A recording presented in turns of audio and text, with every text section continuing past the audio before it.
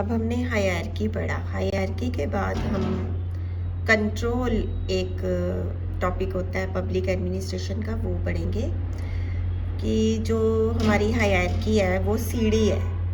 हर सीढ़ी पर कौन अधिकारी है, उसकी स्थिति क्या है, हमें ये क्लियर है। किसी ऑर्गेनाइजेशन में सीढ़ियों की संख्या ज़्यादा हो सकती है, किसी ऑर्गेनाइजेशन में सीढ़ियों की संख्या कम भी हो सकती है। तो जब सीढ़ियों की संख्या ज़्यादा होगी तो जो टॉप पे बैठा है उसके कंट्रोल का एरिया ज़्यादा हो जाएगा।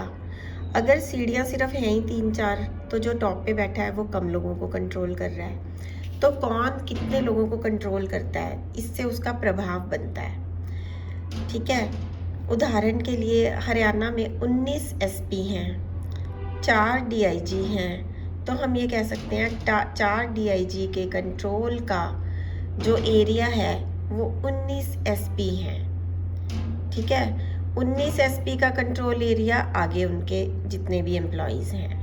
नियंत्रण या कंट्रोल का विस्तार किसी उद्यम के मुख्य निष्पादक या उसके मुख्य साथी अधिकारियों के बीच सीधे ये एवं स्वाभाविक संचार की संख्या के क्षेत्र हैं।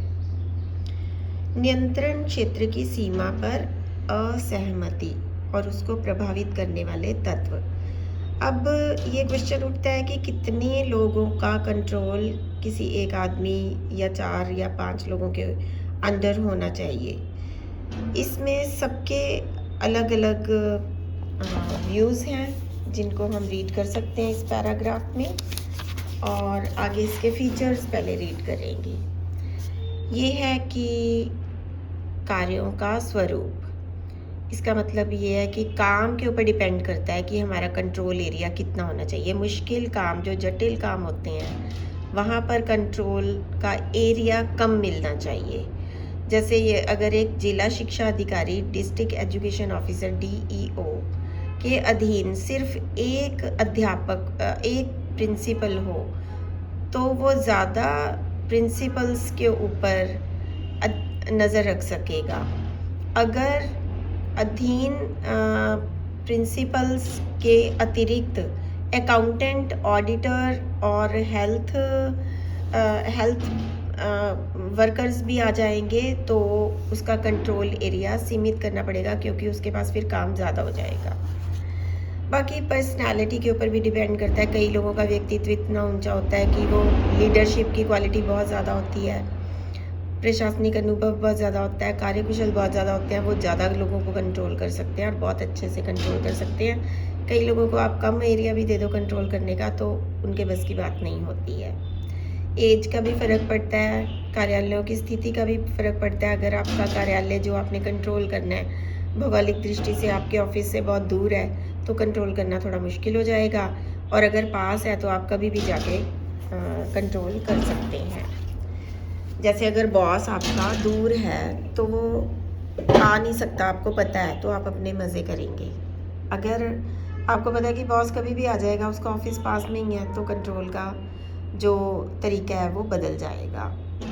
संगठन की परंपराएं भी होती हैं कि किस कंट्रोल के एरिया को कौन ज़्यादा प्रभावित करता है। यदि संगठन में स्वस्थ परंपराएं हैं तो नियंत्रण बहुत अच्छे से होगा। अगर संगठन के अंदर रिवाज है धोखा देने का, परंपराएं अच्छी नहीं है कंट्रोल की, तो फिर बहुत मुश्किल हो जाता है कंट्रोल करना। जो अधीन लोग होते हैं उनकी योग्यता, अगर योग्य लोग काम कर रहे हैं तो उनके ऊपर ज़्यादा कंट्रोल करने की ज़रूरत ही नहीं होती, और अगर योग्य लोग नहीं भर्ती किए हुए, सिफारशी लोग भर्ती हैं या बहुत ज़्यादा उससे आए हुए हैं रिजर्वेशन कोटा से, तो कंट्रोल की सीमा बढ़ानी पड़ती है। कंप्यूटरों से नियंत्रण की भूमिका काफ़ी प्रभावित हुई है। कंप्यूटर से बड़े अधिकारी बड़े आराम से नियंत्रण रख लेते हैं, और ऑटोमेटिक मशीन्स के प्रयोग से भी काफ़ी कंट्रोल बढ़ा है। संचार के साधनों में भी वही बात शामिल होती है। जब से फैक्स आया और इंटरनेट आया तब से कंट्रोल की जो सिचुएशन है वो बदल गई है संचार के साधनों से। विशेषज्ञों या व्यावसायिक लोगों की वृद्धि हो गई है, टेक्निकल नॉलेज वाले ज़्यादा लोग आ गए, ठीक है। प्रशासन के आने से नियंत्रण का क्षेत्र प्रभावित हुआ क्योंकि वो अपने काम में जब टेक्निकली कोई बहुत इंसान ट्रेंड होता है तो वो अपने काम में अनाड़ियों का हस्तक्षेप बर्दाश्त नहीं करता। ठीक है, तो नियंत्रण के क्षेत्र पर ग्रेकुनास का विचार भी आप रीड कर लेंगे कि ग्रेकुनास ने 1933 में एक पेज पब्लिश किया था जिसका हेडिंग था रिलेशनशिप इन ऑर्गेनाइजेशन, संगठन में संबंध।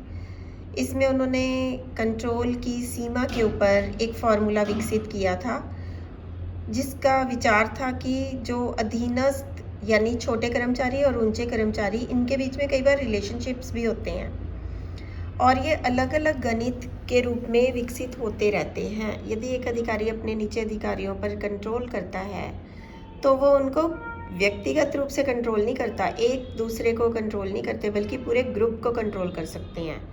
तो ये direct single relationship, direct group relationship, cross relationship का फॉर्मूला है।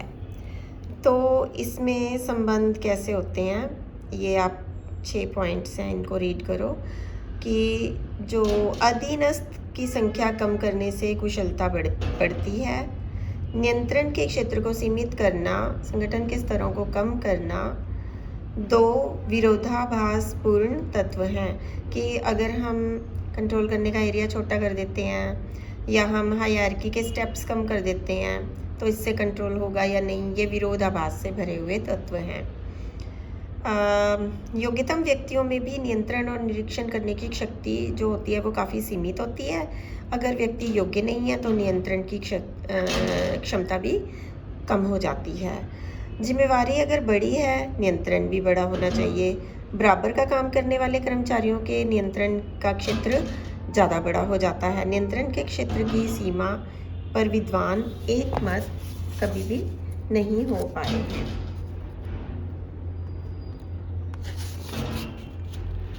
कुछ और पॉइंट्स हैं इसके। सीमित नियंत्रण क्षेत्र प्रभावशाली होता है, यानी जो छोटा नियंत्रण क्षेत्र होता है वो ज़्यादा अच्छा होता है। नियंत्रण का क्षेत्र प्राय संगठन के हर स्तर पर पाया जाता है। यदि नियंत्रण का क्षेत्र छोटा होता है तो आदेश की एकता, चेन ऑफ कमांड बड़ी होती है। संगठन के स्तरों को कम किए बिना भी हम सीमित नियंत्रण क्षेत्र को संभव नहीं कर सकते हैं। आज का टॉपिक फिनिश।